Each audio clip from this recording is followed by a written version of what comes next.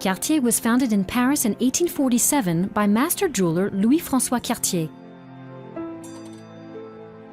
His son Alfred and grandsons Louis, Pierre, and Jacques, each successively at the head of the maison, pursued their lofty ambitions for the business.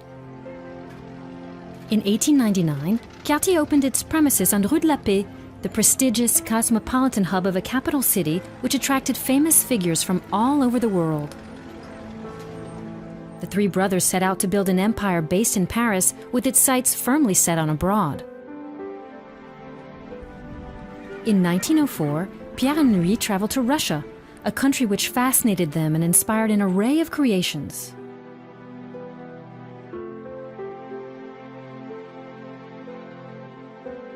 Before long, the imperial family and Russian aristocracy were enchanted. The English aristocracy flocked to the new Cartier boutique, which opened on New Bond Street in 1909.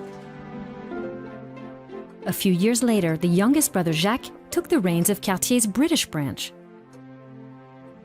He cultivated ties with figures that included some of the most remarkable Indian princes. Enchanted by Cartier's expertise and unique style, the Maharajas entrusted Cartier with dazzling gemstones to be reset in stunning pieces of jewelry in the modern style.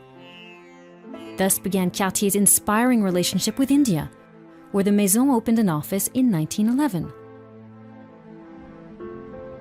Pierre Cartier, Louis' younger brother, moved to America to run the New York branch in 1909.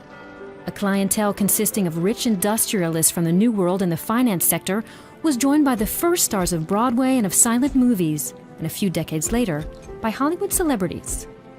Extraordinary figures who discovered the spirit of excellence that has always driven the Maison.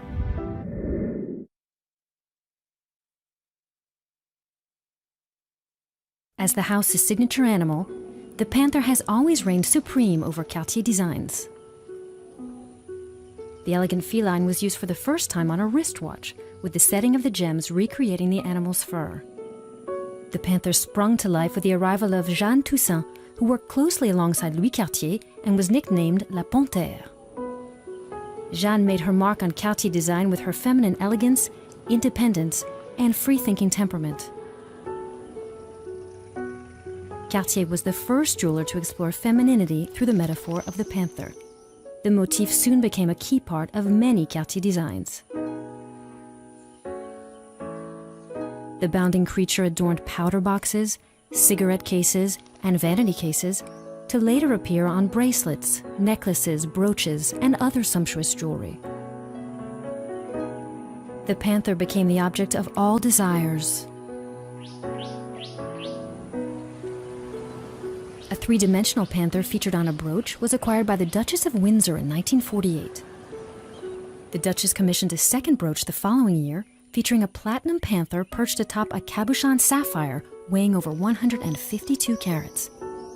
She completed her collection with a fully articulated panther bracelet studded with onyx. Every rendering is a strikingly lifelike sculpture, a timeless, fearless emblem. The panther still stands as an icon of the House of Cartier.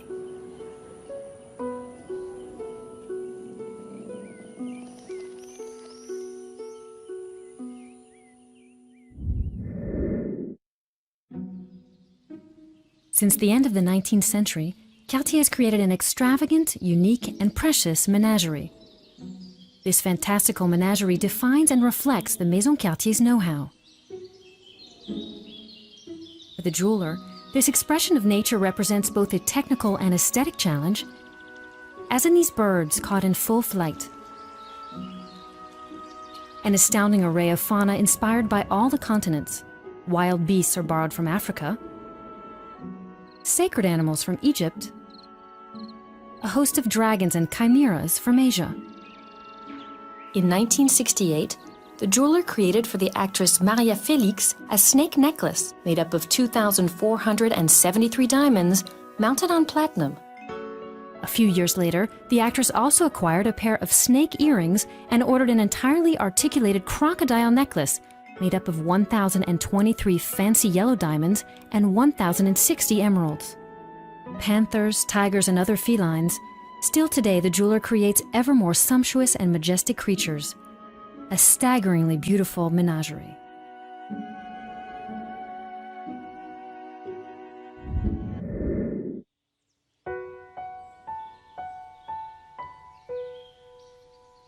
In the 19th century, the floral motif made its appearance in the Cartier story. This theme was enhanced by the garland style, marrying the sparkle of diamonds with the lightness of platinum to fashion the most precious compositions.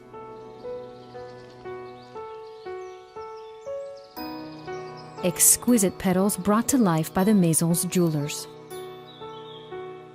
Cartier reinterprets nature thanks to its unique style and expertise. Dazzling diamond petals to be worn as bracelets, brooches, or necklaces proved irresistible to the most elite clients. Princess Margaret of England fell in love with a diamond brooch mounted on platinum, while Queen Elizabeth of England entrusted Cartier with setting a 23.60-carat diamond, the Williamson diamond, in an Edelweiss brooch. As the years went on, the Cartier flowers were crafted in gold, articulated and offset the most precious of stones to perfection. Just like this absolutely sublime orchidée brooch in amethyst and aquamarines with its surrealist inspiration, the orchid soon became queen in the jeweler's precious garden and appears in a number of stunning interpretations. The Cartier garden blooms with dazzling flowers, exquisite metaphors of feminine beauty.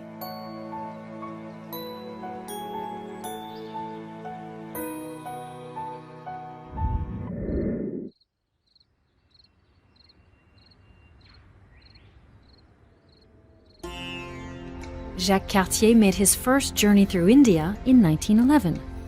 Fascinated by the richness of Indian civilization and its jewelry culture, he brought back not only spectacular precious stones from his travels, but also a wealth of inspiring, creative ideas.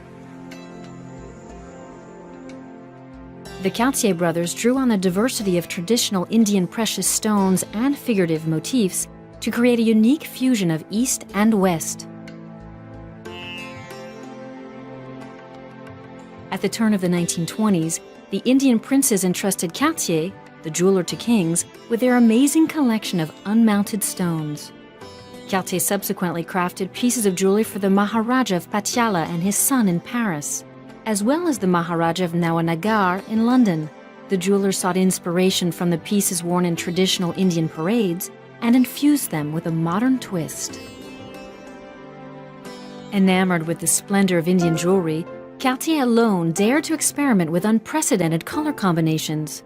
Reds, blues, and greens with splashes of sparkling white diamonds paired perfectly with stones carved with floral, fruit, or palmette motifs. In Paris, London, and New York, clients coveted these opulent, multicolored pieces. The Hindu necklace, commissioned in 1936 by the extravagant Daisy Fellows, is a perfect example. This flamboyant, colorful, and flexible necklace features rubies, emeralds, sapphires, and diamonds mounted on platinum. The style, known as tutti frutti, would become one of Cartier's most prominent signatures. India. Its jewelry tradition and its dazzling stones inspired Cartier to explore new heights of creativity, powerful style, and unraveled expertise. Today, more than ever, Cartier's jewelry creations continue to be inspired by the mysteries of India. Cartier, jeweler to kings, king of jewelers. This quotation from the Prince of Wales, the future King Edward VII, attests to Cartier's ties with royal families and aristocracy worldwide from the early 20th century onwards. Cartier was awarded 15 royal patents between 1904 and 1939, becoming official supplier to the most powerful dynasties, which most notably ordered precious tiaras from the jeweler. In 1909, at the behest of Grand Duchess Vladimir, Maria Pavlovna of Russia, Cartier created a tiara adorned with sapphires and diamonds. A foliate scroll tiara created in 1910 was acquired by Elizabeth, Queen of the Belgians, in 1912, while that of Queen Victoria Eugenia of Spain was made in 1920. In 1926, Jagatjit Singh, Maharaja of Kapurthala, entrusted Cartier with the creation of a head ornament consisting of 19 exceptional emeralds, including an incredibly rare stone of 117.40 carats. Cartier has been a privileged witness of royal and princely love stories, such as that of the Duke and Duchess of Windsor, or that of Grace Kelly and Prince Rainier III of Monaco, who sealed their union with a Cartier ring adorned with a 10.47-carat emerald-cut diamond. For her wedding to Prince William in London on April 29, 2011, Catherine Middleton, future Duchess of Cambridge, wore a Cartier tiara. Created in 1936 for the Duchess of York and future Queen Elizabeth, the precious tiara was also worn by Princess Margaret in 1955. This headpiece with scroll motifs creates a halo of light, which has given it the name Halo Tiara. These rings, tiaras, and sets of jewelry are testament to an extraordinary dialogue between the jeweler and these historic personalities.